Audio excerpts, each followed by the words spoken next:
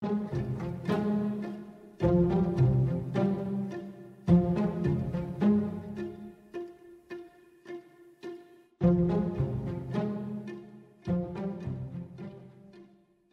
baik, selamat sore. Nama saya Sakeus Sabarofek dari Ikatan Keluarga Cendrawasih Tanah Abang sebagai ketua. Ini Pak Sekretaris. Ya, baik.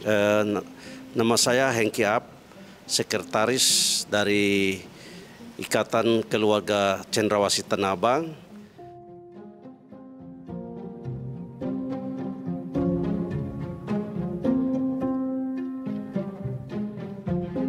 Selamat sore, terima kasih untuk wartawan dari Apabar yang sudah datang kunjungi kami warga Mes Cendrawasih di sini.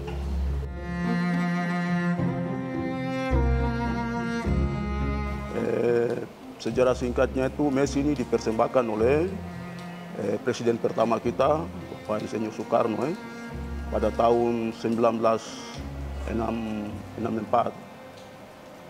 Itu pada saat peralihan Papua untuk masuk ke Indonesia, dulu Irian Barat untuk masuk ke Indonesia, maka itu ini dipersembahkan dari Soekarno kepada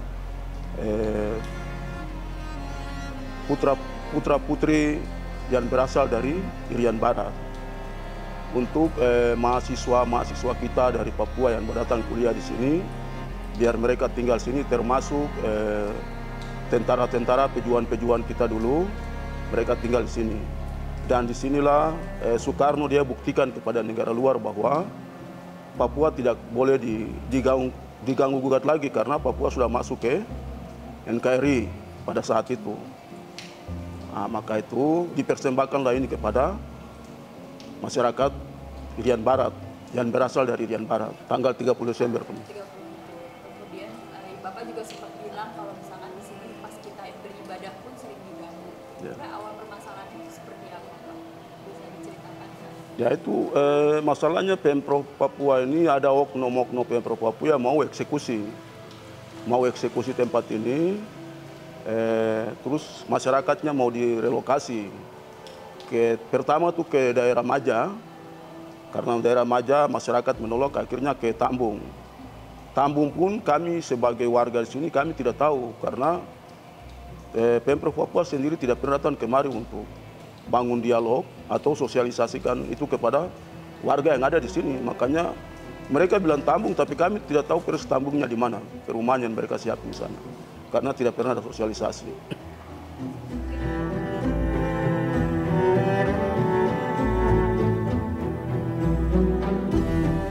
Kalau untuk Pemprov Papua sampai sekarang belum ada tanggapan sama sekali. Maka itu ya kami sebagai warga sebetulnya kami itu welcome aja. Artinya kalau Pemprov mau datang dengan tujuan yang baik untuk mensosialisasi kepada kami warga, kami siap. Gitu. Dan ini mau peruntukannya untuk apa juga harus mereka jelas kepada kami sebagai warga. Jadi kami sebagai warga kami berpikir jangan Pemprov selalu bilang bahwa ini adalah aset mereka.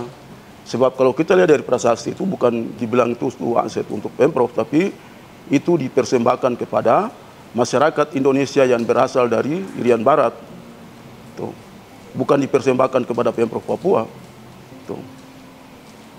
Tapi sejauh ini kan di tempat di rumah susun ini Mes Cendrawasih ada berapa kakak? 248. Data kependudukannya dari Pemprov DKI atau Pemprov Papua? Ini Pemprov DKI karena ada di wilayah Pemprov DKI. Pemprov DKI. Ya.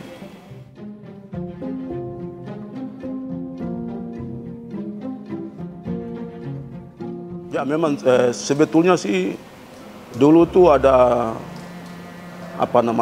biaya untuk renovasi segala macam ada, tapi setelah tahun 90-an kemari itu sudah tidak ada. Maka itu kami sebagai warga yang tinggal di sini, kami sendirian perbaiki. Kalau ada kerusakan kami sendirian perbaiki.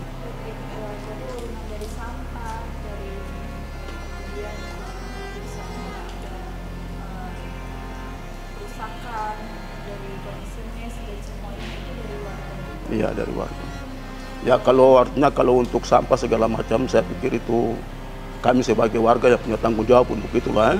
Tapi kalau gedung yang begitu besar ini kan Pemprov ngaku bahwa ini punya aset dia. Dan itu kan sebetulnya ada anggarannya, ada dana untuk renovasi. Jadi kalau memang itu ada, itu seharusnya mereka pakai untuk harus renovasi ini.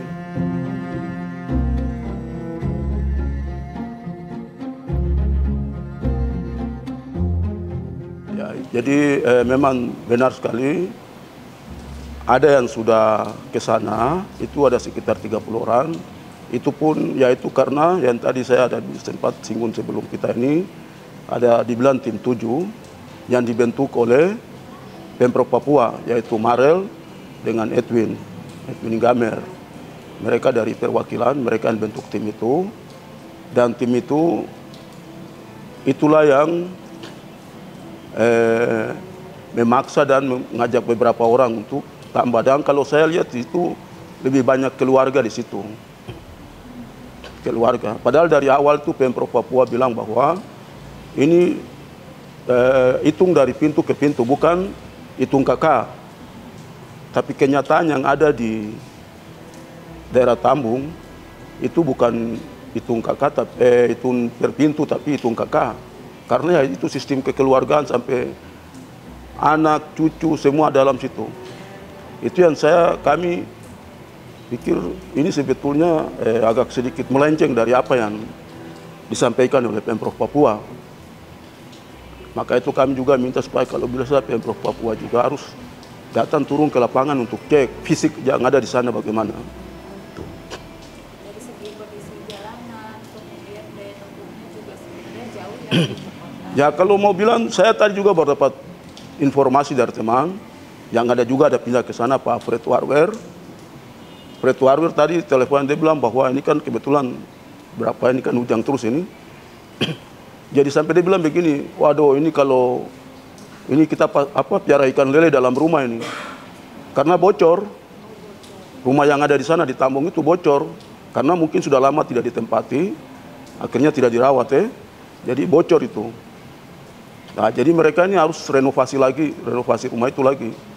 Jadi ada juga yang sudah angkut barang ke sana, tapi mereka banyak yang ada kos-kos di luar sambil renovasi rumah itu.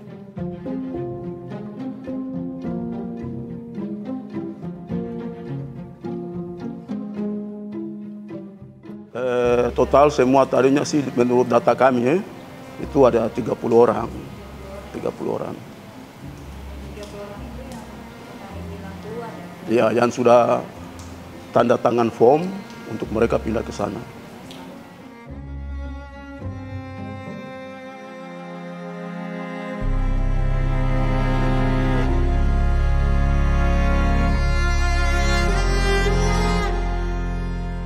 Kalau untuk masalah air memang kemarin bulan Oktober itu kalau tidak salah mulai di tanggal 30 itu ada 15 hari mereka kasih putus air. Itu yang itu dari perwakilan Papua, Pak Alex Kapisa, pemutusan air selama 15 hari, terus tanggal 24 listrik lagi dimatiin. Tapi listrik kami sempat bangun komunikasi baik dengan PLN, akhirnya mereka kasih nyala kembali. Jadi untuk air sekarang warga yang bayar sendiri sudah 2 bulan. Warga bayar sendiri dan mungkin habis Januari ini juga mungkin listrik juga kami bayar sendiri juga.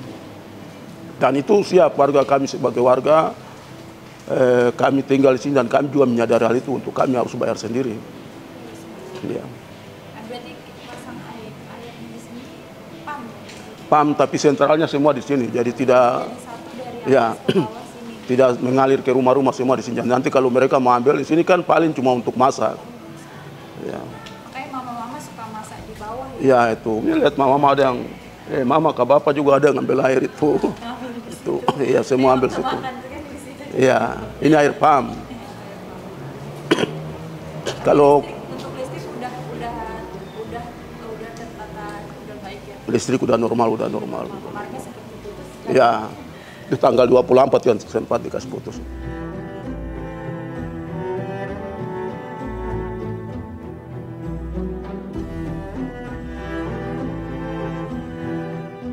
kami pernah ke KSP, terus Pemprov Pemprov DKI untuk minta untuk bisa difasilitasi. Jadi dari KSP pun sudah tutup juga minta untuk nanti dia fasilitasi dengan kita dengan Pemprov Papua.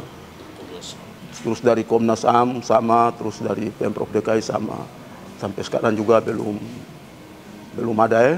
Artinya kita juga maklumi mungkin karena menjalan Natal Tahun Baru, jadi kami juga menunggulah untuk itu. Dan kami pikir itu yang lebih baik, lebih bagus Pemprov Papua datang, ketemu kami sebagai warga untuk desosialisasi, dan dia harus transparan kepada warga, tujuan apa untuk mau ini harus jelas kepada warga.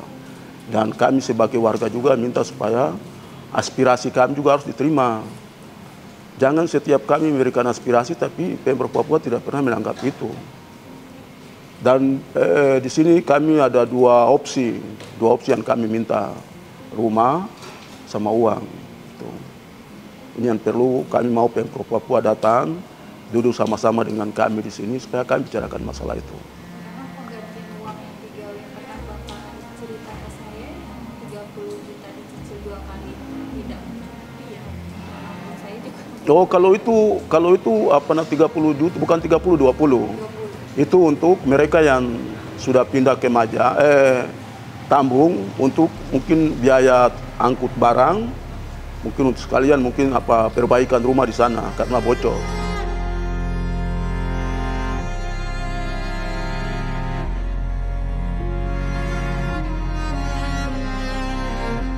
Untuk sekarang ya setiap malam kami siskamling, jaga.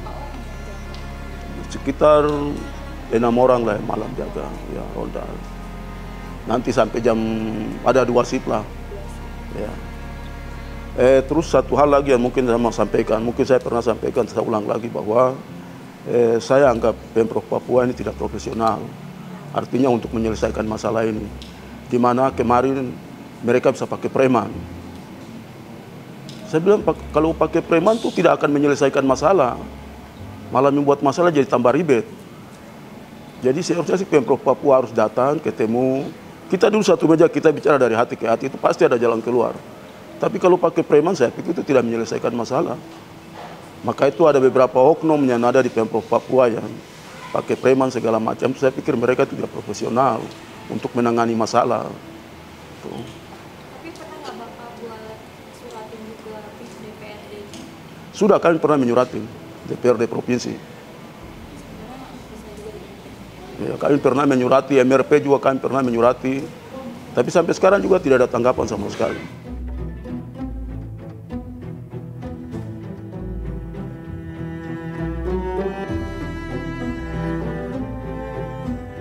Ya, satu hal yang mungkin kasih tawarnya, saya langsung to the point aja.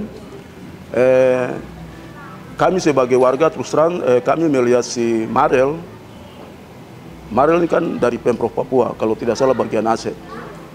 Dia ini terus terang bahwa kami sebagai warga yang ada di sini sebetulnya kalau ini malas lihat dia muka itu karena cara kerjanya salah.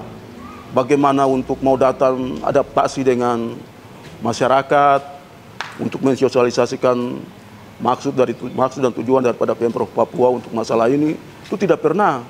Jadi saya anggap Maril itu sebetulnya bukan orang pemerintahan, dan saya anggap mungkin preman, itu kerjanya preman.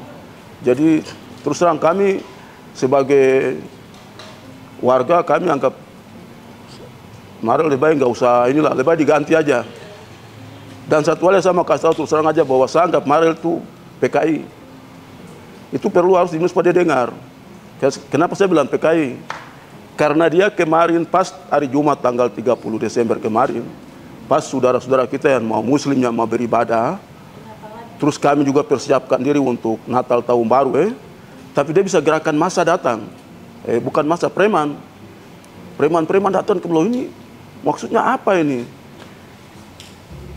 Seorang birokrat bukan caranya seperti begini, harus profesional, datang ketemu warga untuk sosialisasi maksud dan tujuan mereka. Ini tidak pernah. Jadi saya anggap dia tuh PKI. Saya minta supaya dia dengar, dia bisa tahu. Kalau dia mau komplain silakan aja. Bahkan surat pemberitahuan juga nggak dikasih ya. Mereka setiap mau eksekusi atau relokasi warga tidak pernah memberikan satu surat pun kepada pengurus yang ada di sini. RT RW tidak pernah dikasih, tidak pernah. Ini yang kadang kami pengurus yang ada juga kesal dari situ, karena loh kok tidak menghargai sama sekali. Jangan kita camat, lurah yang ada di sekitar kita tidak pernah diundang. Tuh. Maka itu kami dari Ikatan Keluarga Cendrawasih Tanah Abang terus terang bahwa anggap Marel ini PKI. Kami anggap Marel itu PKI.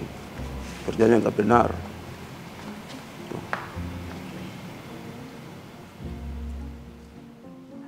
Ya. Nama saya Johannes Gemur. Saya kebetulan di tim Ikatan Keluarga Cendrawasih Tanah Abang. Saya adalah wakil sekretaris di lingkungan sini, di wilayahan. Saya sebagai LMK, Lembaga Masyarakat Kelurahan.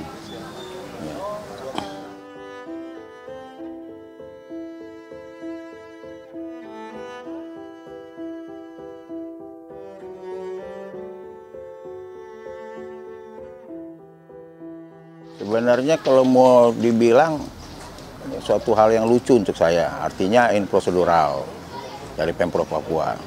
Artinya secara tidak langsung pun juga jadi bahan pertanyaan untuk warga di sini dengan tata cara mereka. Mereka Pemprov tingkat provinsi, tapi cara-caranya nggak sesuai gitu. Jadi kita sebagai orang Papua kita malu. Itu aja, malu sama sekali, kita malu. Karena tidak ada koordinasi, terus secara strukturalnya juga kurang baik. Ya, mereka nggak punya konsep dalam merelokasi. Nggak seperti Pemprov DKI.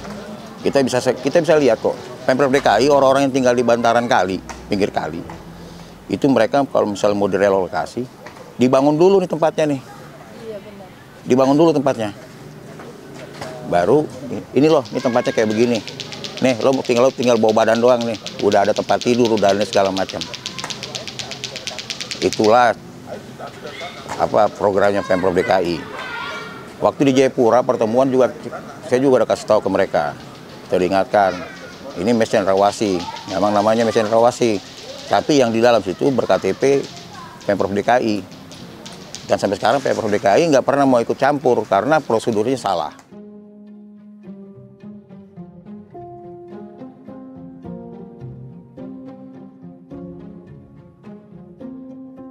Maksudnya dari Pemprov Papua nggak ada sosialisasi apa segala macam. Jadi saya juga sebenarnya ngelihatnya inilah tata cara mereka yang mereka kerjakan di Papua sana. Akhirnya warga masyarakat Papua yang ada di Papua sana dengan pola-pola mereka seperti ini, mereka nggak pernah merasakan apa tuh rasa berbangsa dan bertanah air. Sebenarnya separatis itu mereka. Orang Pemprov yang tata caranya gitu. Main asal hantam promo, tata kerjanya nggak ada. Mereka nggak mengerti kerja tentang hal-hal tentang pelayanan masyarakat, pemerintahan, nggak ngerti. Makanya wajar kalau provinsi Papua tuh nomor 3 kalau nggak salah termiskin di Indonesia. Kinerjanya kayak karena begitu. Main asal kerja, nggak punya program, nggak profesional, nggak. Kami orang Papua di sini kami malu dengan cara-cara mereka seperti kayak kemarin.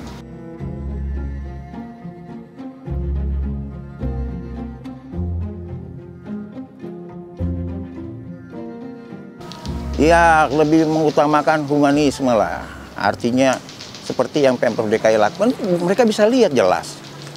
Kenapa sampai ini bagaimana caranya segala macam. Tapi kalau misalnya mau berpikir bagaimana apa nanti yang gue dapat, apa nanti yang saya dapat dengan program ini kan udah nggak bener, udah nggak layak. Kita bisa berpikir ada indikasi ke arah situ.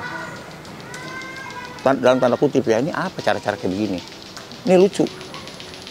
Jadi kalau memang dia sebagai abdi negara, abdi masyarakat, laksanakanlah rasa kau punya hati nurani sesuai dengan sumpah jabatan kau. Itu aja.